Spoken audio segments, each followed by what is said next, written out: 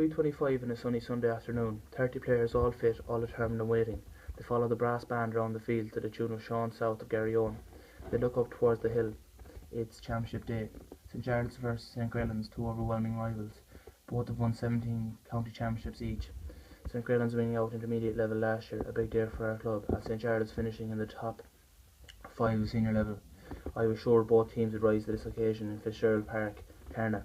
The waiting for this March 16th day started on a cold night in December, when we came in from training in near storm conditions to hear that we had been drawn to near neighbours St Jarlath's in the first round of the Galway Senior Championship.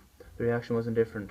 Could be worse, could be better, but one thing was for certain: we would need to be very well prepared for this day.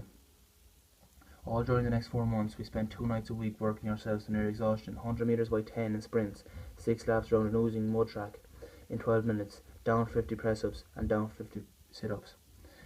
These training sessions really did require excellent team spirit and teamwork. There were nights when I felt like jelly and felt like getting sick, and nights when I actually did get sick. The thought of leaving this squad even crossed my mind, but was easily erased when I realised I could be leaving my friends and also a team who worked so hard together and for each other, all for 1 hour of football. In the meantime, we had league games to play, and by strange coincidence, our first league match was a away game to St Jarlath's. It was sort of a dress rehearsal for March 16th.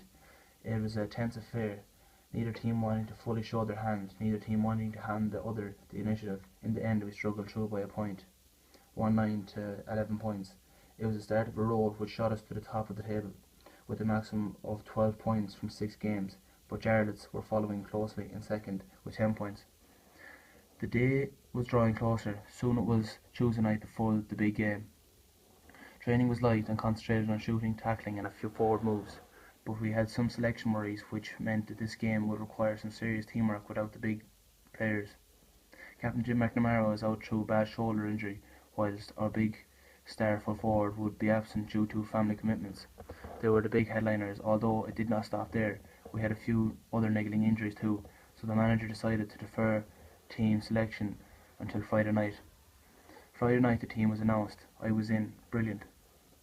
It had been a lot of hard work and had taken ages, but the key to this achievement was the group of lads that were around me and the team spirit that we possessed. I would be lining out number 7, wing back, on Sunday. Sunday morning, it was 11:45 AM. My father called me. "Come on, it's time to go." I sat into the car, gear beside me. I saw Shane driving past just as we were coming out of the driveway. It's half an hour drive up to the pitch. It seems like forever. I hardly say 2 words on the way. We arrive and step out onto the pitch. The grass was a light green colour, like it had just been cut, and the smell of freshly cut grass was carried to my nose by the gentle breeze.